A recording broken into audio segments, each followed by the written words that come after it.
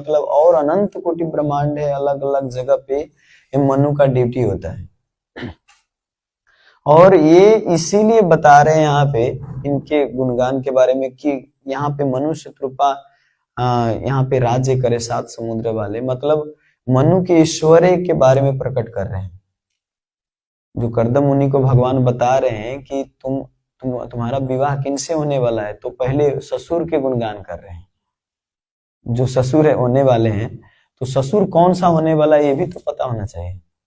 तो इसीलिए पहले उनके ऐश्वर्य के बारे में बता रहे हैं। ये इसमें एक बहुत इसमें सीख की बात क्या है, मतलब भौतिक अगर भक्त कोई इच्छा करता है भौतिक, तो भगवान उसके कल्पना से परे, मतलब उस कल्पना में कभी सोचा भी नहीं होगा, उससे भी बड़ा चीज देते हैं। अब कोई सोच के देखिए, कोई ब्रह्मचारी रहा हो कहीं कितने दिन तक और उसका विवाह हो जाए एक राजा के बेटी से, मतलब एक भिखारी, न जिसका रहने के लिए घर है और न बैंक बैलेंस है और न कोई घर का कोई रिलेटिव का कोई ठिकाना है, कोई भी कुछ भी नहीं है, लेकिन उनका विवाह किनसे हो रहा है? मनु शत्रुपा, मनु के पुत्री से, जो ब्रह्मा जी के पुत्र है और वो राजा है मनु, लेकिन उनसे विवाह होने जा रहा है, इसीलिए उनके ऐश्वर्य के बारे में बता रहे हैं। और जो इनका तो घर भी नहीं था, कुछ भी नहीं था, लेकिन फिर भी उनसे विवाह हो रहा है। मतलब भगवान दिखा रहे हैं कि तुम जितना सोचते हो कि हमें एक पत्नी चाहिए, तो केवल पत्नी मांगे थे ना, कि हमारे बराबर का कोई अगर भक्ति में प्रबल हो जो हमारी मदद कर सके, तो केवल इतना इच्छा किए थे ना, ऐसा थोड़ी किए थे कि हमारा मनु के ही पुत्री से विवाह हो। लेकिन भगवान इतने कृपालु हैं कि आपके कल्पना से परे, मतलब बहुत ज्यादा, आप जितना सोचते हैं उससे कई गुना ज्यादा भगवान देते हैं, है ना। तो ये भगवान की स्थिति है। तो कहा जाता है ना कि हिंदी में कहावत है, जब भगवान देते हैं तो छप्पर फाड़ के, नहीं देते तो नहीं, लेकिन देते हैं तो छप्पर फाड़ के देते हैं। ध्रुव महाराज को छप्पर फाड़ के पूरा 36,000 वर्ष तक लो अब राज्य करो। अरे हम कांचम विचन्नम अपि दिव्य रत्नम, हमें अब क्या, मैं तो कांच के टुकड़ा मांगने आता, आप तो रत्न थमा दी, तो हमें क्यों चाहिए? अब नहीं चाहिए। नहीं तो हमारा बेइज्जती होगा बाद में, कहेगा कि भक्ति किया इतना दिन, इतना कठोर तपस्या किया, अल्लाह ने फुसला के और भेज दिया भक्ति के नाम पर, और कुछ भी नहीं दिया, नहीं तो बेइज्जती होगा इतना दिन तक किया तो। इसीलिए 36,000 वर्ष तक राज्य भी करो और फिर ध्रुव लोक भी मिलेगा तुमको, जो इस संसार में नष्ट नहीं होता है। कितना भी प्रलय हो जाए, कुछ भी हो जाए, लेकिन ध्रुव लोक नष्ट नहीं होता है ना। तो ऐसे भगवान देते हैं। ऐसे इवन भौतिक भी दुनिया में आप देखिए तो भगवान देखते हैं कि इसका योग्यता कितना तक है, तो कभी कभी अभक्त को भी देते हैं। देखते हैं संसारिक दुनिया में, भौतिक दुनिया में भी आदमी उनको भी देते हैं, उसके भाग्य में जो देते हैं। लेकिन नहीं देते तो नहीं देते हैं, लेकिन देते हैं तो छप्पर फाड़ के। तो ऐसे एक राजा, ये छप्पर फाड़ के जो ये कथा है, ये वास्तव में कहाँ से आया? छप्पर फाड़ के ऐसे कहानी छप्पर फाड़ के देते हैं। एक मैंने सुना था एक संत से, तो ये छप्पर फाड़ के ये जो कहानी है, ये आया था राजस्थान से। राजस्थान में एक रामानंदाचार्य जी के शिष्य रहते थे, उनका नाम था पिप्पा जी। पापा जी है ना, पिप्पा जी। हाँ, पिप्पा जी रहते थे और वो ऐसे बैरागी व्यक्ति थे, मतलब कुछ एकदम बैरागी, अपना भजन करते थे लेकिन गृहस्थ थे। और क्या कहते हैं, होता है ना गांव की तरफ, तो सुबह सुबह जो नित्य कर्म जाते हैं डोल डाल, जब सुबह सुबह टॉयलेट जाते हैं तो क्या होता है, वो लोटा लेके जाते थे, है ना। पहले तो अब टॉयलेट था नहीं, तो अभी तो अटैच जहाँ पे किचन है उसी के बगल में बाथरूम होता है। इधर झरझर कर रहा है, इधर पूरा बना रहे हैं। कभी कभी मैं देखता हूँ किसी किसी घर में यहीं पर बाथरूम है, यहाँ पे किचन, अब इधर बना रहे खाना, इधर सुबह सुबह जा रहे। तो अभी इतना दूषित समय आ गया, लेकिन पहले तो बहुत दूर जाते थे, नजदीक में तो करने नहीं देते थे। इवन देखते बच्चा को लेके और दूर जाते थे, थोड़ा दूर जाके और करा के लाते थे। लेकिन पीपा जी जब थे तो उस समय तो पूरा एकदम पुराने जमाने थे, तो लोटा लेके हो जाते थे और उसी लोटा से मतलब टॉयलेट जाना और फिर वही लोटा ले आके और फिर उसी को धो के उसी से फिर पूजा भी करते थे, पानी भी पीते थे, सारा कुछ हो ऐसा है, अभी भी है। अब गांव की तरफ जाओ तो उनका कोई संपत्ति ज्यादा है नहीं, तो एक कमंडल रखते हैं, उसी कमंडल से भी टॉयलेट भी जाते हैं और उसको आके, लेकिन इतना तक मलते हैं माटी से कि पूरा सफेद बना देते हैं। तो पीपा जी भी ऐसे ही करते थे, नित्य कर्म जाते थे और आके और उसको माटी से पूरा रगड़ रगड़ के पूरा धोते थे लोटा को। अब माटी चाहिए उसके लिए रोज, देखिए फायदा ही है इसमें। अब माटी रोज निकालते थे, जहां से जो माटी भी उसको देख के होता है बालू वाला थोड़ा मिक्स वाला, जिससे पूरा अच्छा से सफा हो, तो निकालते थे माटी। तो ऐसे निकालते नहीं, एक दिन वो माटी निकालने के क्रम में एक क्या कहते हैं एक बर्तन मिला, उस बर्तन में पूरा हीरा जवाहरात से भरा हुआ था उसमें। वो माटी निकलने खनने के क्रम में वो निकला, लेकिन वो देखे तो बोले कि बाप रे बाप, मेरा तो आज पूरा दिन खराब हो गया। वो भजनानंदी थे, कोई मतलब वो भौतिकवादी व्यक्ति नहीं थे कि खुश हो जाए, वो एकदम बैरागी व्यक्ति थे। वो देख के बोले कि हमारा तो पूरा दिन खराब हो गया, सुबह सुबह संपत्ति के दर्शन हो गए, भगवान के दर्शन होना था, ये सुबह सुबह सोना चांदी के दर्शन हो गया। देखिए सोना चांदी ज्यादा इंपॉर्टेंट है कि अपना जो नित्य खाते हैं पानी है वो सब इंपॉर्टेंट है, नित्य नित्य जो हमें मिलता है खाने के लिए। लेकिन कभी कभी इतना धन में हम लिप्त हो जाते हैं कि नहीं सोना हो जाएगा तो सब कुछ हो ही जाएगा ना भाई, सोना हो जाएगा तो ये भी किन लेंगे, वो भी किन लेंगे, वो भी किन लेंगे। नहीं, सोना महत्वपूर्ण नहीं है, ये सोना महत्वपूर्ण है लेकिन ये वाला सोना महत्वपूर्ण नहीं है। एक मिदास के राजा थे, सोना के ऊपर कथा है। एक मिदास के राजा थे, तो इतना सोना गोल्ड से इतना प्रेम करते थे, पुत्री के बाद उनके जो बेटी थी, उस बेटी के बाद सोना से ही प्रेम करते थे। पहले बेटी से प्रेम करते थे, इसके बाद सोना से प्रेम करते थे। तो ये क्या हुआ, एक बार सोना सोना सोना पूरा रात में सोचते भी सोते भी थे, तो सोना के बारे में ही कल्पना करते थे, हमें इतना बड़ा ढिक्का बहुत बड़ा पहाड़ जैसा मिला सोना के, कहीं देखते थे कि इतना पैसा मिला, खाली सोना ही सोना, रात में सपने में भी देखते थे। तो सुबह एक देवता प्रकट हुए और बोले कि मिदास, तुम्हें इतना सोना है तुम्हारे पास, लेकिन तुम सोना से संतुष्ट नहीं। कहाँ है प्रभु हमारे पास सोना, बस इतना ही तो है। वो दिखाएं और बोले कि इतना ही तो है, अलमारी में रखे थे पूरा बंद करके, और बताए कि इतना ही तो सोना है हमारे पास। बोले इतना सोना काफी नहीं है तुम्हारे लिए?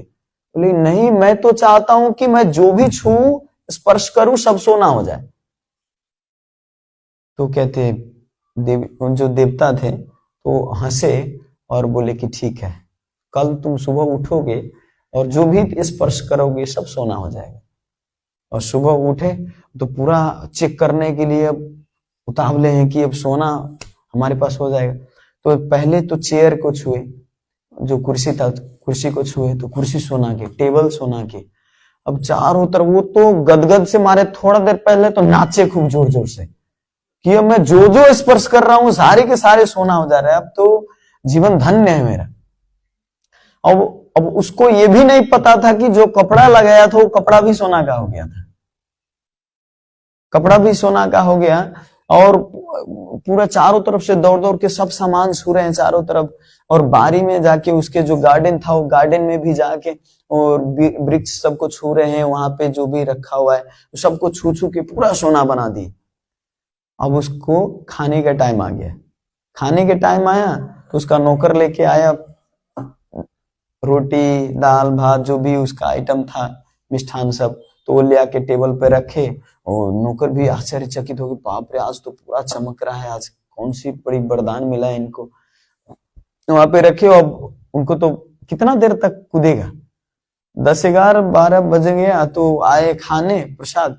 वहां पे जब टेबल पे बैठा तो जब भी पानी को ग्लास को स्पर्श किया तो ग्लास भी सोने का, और पानी भी सोने का, रोटी छू रहे रोटी भी सोने का, चारों तरफ सोने ही सोना।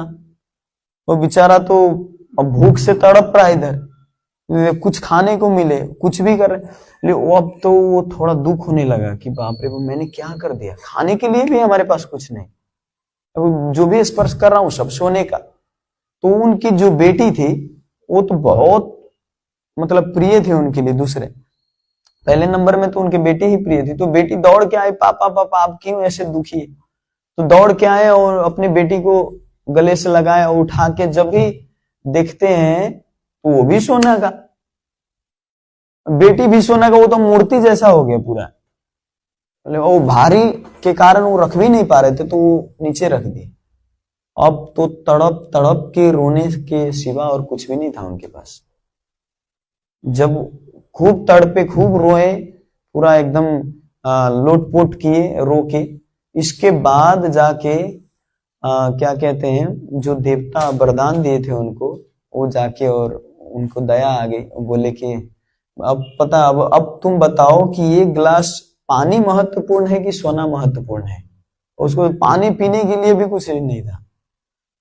तो बोले कि नहीं नहीं, वास्तव में पानी महत्वपूर्ण है, हमें क्षमा कर दीजिए, मैं बहुत बड़ा गलती किया कि आपके, मैंने सोना में मैं इतना लिप्त था, धन संपत्ति महत्वपूर्ण है हमको लगता था, लेकिन इतना महत्वपूर्ण नहीं। वास्तव में संपत्ति महत्वपूर्ण है, लेकिन जितना उतना ही महत्वपूर्ण है जितना खाने में नून। जैसे आप भोजन बनाते हो तो नून ज्यादा रख दो तो भी नहीं खा पाएंगे, कम रखो तो भी नहीं खा पाएंगे। चाहिए संपत्ति, लेकिन इतना नहीं चाहिए जितना हम कल्पना करते, जितना हम सोचते हैं, जितना पूरा लड़े मड़े रहते हैं उसी के लिए, पूरा गधा जैसे, तो उतना जरूरी नहीं है। नमक कम भी नहीं होना चाहिए, नमक ज्यादा भी नहीं होना चाहिए। संपत्ति चाहिए घर, साईं इतना दीजिए जामे कुटुंब समाए, मैं भी भूखा ना रहूं और साधु भी भूखा ना जाए। बस इतना जरूरी है। अगर ज्यादा जरूरी है तो सारे के सारे भगवान की संपत्ति भगवान की सेवा में लगाइए, वो कर सकते हैं। तो आपका संपत्ति तो है नहीं, वो भगवान की सेवा में लगे। तो इससे पता चलता है कि संपत्ति इतना महत्वपूर्ण नहीं है। तो पीपा जी वो संपत्ति, इसीलिए संपत्ति को देख के वो दूषित अपने आप को अनुभव कर रहे थे कि मैं तो दूषित हो गया, मैं सुबह सुबह कहाँ भगवान का दर्शन करना था, ये संपत्ति का दर्शन हो गया, अब तो मेरे अंदर लालच भी आ सकता है। तो इसके बाद यही सोच रहे थे। थोड़े देर में उनकी पत्नी वहीं पर थी, तो उनकी पत्नी भी सोची कि बाप रे भाई, ऐसा पति मिला है कि संपत्ति मिलते हुए खुश नहीं है, कैसा पति मिला हुआ है। तो अब पतिव्रता थी, वो कुछ भी नहीं किए, और पति जो कहेंगे वही करेंगे। लेकिन वहां पे छिप के दो चोर सुन रहे थे। वहां पे क्या कहते, सुबह सुबह उठते हैं तो गांव में अनेक लोग रहते हैं ना वहां पे। तो वो चोर सोचे कि बाप रे भाई, इतना बड़ा संपत्ति और यहाँ पे ऐसे खड्डा में रखा हुआ है मिट्टी में, और ये निकाला नहीं, मैं सुबह निकालता हूँ, थोड़े ये चले जाएं इसके बाद निकालूंगा। जब वो व्यक्ति गया वो चोर निकालने, तो उस घड़ा में संपत्ति भी था, लेकिन साथ साथ में एक बहुत विषैला सांप था। और इतना विषैला सांप था कि वो मतलब वो लग रहा था कि अगर छुए तो वो डस लेगा उसको। फिर जाके वो सोचा ना कि बाप रे भाई, इतना ये विषैला सर्प डाला है, ये हमको लगता है पीपा जी ने किया है, क्योंकि ये सोचा होगा कि दूसरे को देंगे नहीं, अपने खुद यूज किया नहीं, तो ये दूसरे को भी नहीं हो, इसीलिए सांप डाल दिया है। लेकिन मैं इसके परिवार को पूरा तहस नहस कर दूंगा, ये जिस दूसरे को मारने के लिए इसमें डाला है, अब मैं इसको पूरे परिवार को मारूंगा। तो अब क्या किया, वो उसको क्या कहते, पगड़ी पहले बनाते थे, और राजस्थान में पगड़ी, इतना बड़ा बड़ा पगड़ी बांध के चलते ना, तो बहुत बड़ा चद्दर से बांधते। तो अपना चद्दर निकाले पगड़ी वाला और उस पे बिछा दी, और सांप के ऊपर डाल के, और जो भी उसमें था उसको निकाल के चद्दर से बांध के, और पीपा जी के जहां पे घर था तो वहां पे जाके और रखने गए। लेकिन शाम हो गया था, शाम हो गई तो दरवाजा बंद था, वो कोई नहीं था वहां पे। तो सोचिए इसके घर में डालू कैसे, ऐसे जगह पे डालू जो इसको पता भी ना चले और इसके परिवार को भी ये मार दे। ये तो बहुत विशाल सर्प है, किसी को ना किसी को तो डसेगा ही अवश्य। तो सोचे दरवाजा से ना हो के ऊपर से डालो, घर के ऊपर से। तो घर के ऊपर चढ़े तो उसके डालने के लिए कुछ भी नहीं, छेद उद कुछ भी नहीं था। तो क्या किए, छप्पर को जहां पे उसका बेड था, तो बेड के सामने छप्पर काटा, क्या जो और काटे मतलब खपड़ा हटा दिए, जो खपड़ा मिट्टी का होता है वो हटा के, और धीरे धीरे थोड़ा चक्कू से काट काट के, और जो घड़ा उसमें चला जाए, जितना सामान निकल उसमें से चला जाए तो उतना काट के और उसमें डाल के और छोड़ दी। और डाले तो जहां पे उसकी पत्नी सोई थी और वो भी वहीं पर सोए थे, और ऊपर से गिरा तो देखते हैं कि बाप रे बाप क्या गिरा। तो पत्नी उसके चादर एक्चुअली खींच लिए थे, चादर खींच लिए थे, केवल उसको घड़ा को ही नीचे गिराए थे। उसमें जब घड़ा नीचे गिरा तो उसमें सांप नहीं था, और उसमें केवल संपत्ति हीरा जवाहरात था। और उसकी पत्नी केवल सोची थी कि हमें ये संपत्ति, बाप रे, पति नहीं चाह रहे हैं लेकिन इच्छा तो है ही अंदर से, पत्नी को खुश करना है तो थोड़ा कुछ भी मत कीजिए, पैसा देते रहिए थोड़ा समय समय पर खर्च के लिए।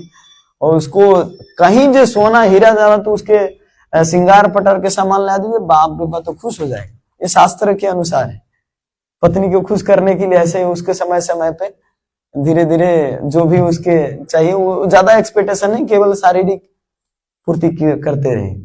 तब वो जब देखते हैं सोना संपत्ति, बाप रे, वो तो खुशी के मारे गदगद हो जाते हैं वहां।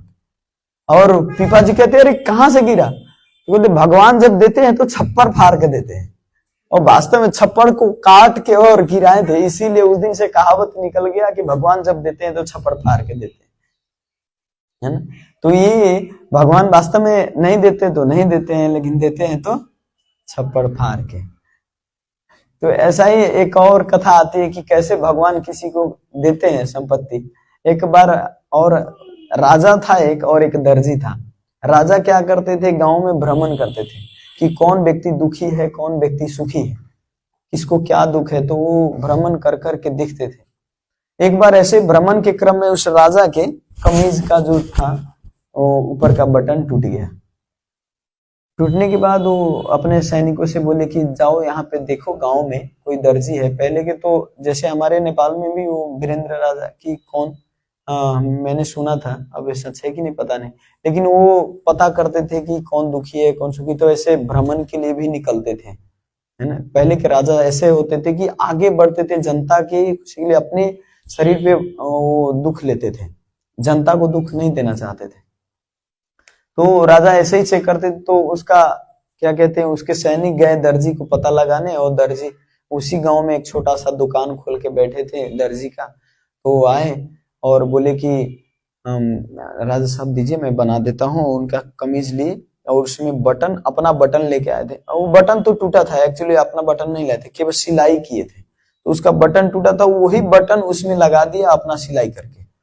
और राजा बोले कि ठीक है, बहुत अच्छा किया, कितना तुम्हारा हो गया, कितना देना पड़ेगा तुम्हारा दक्षिणा।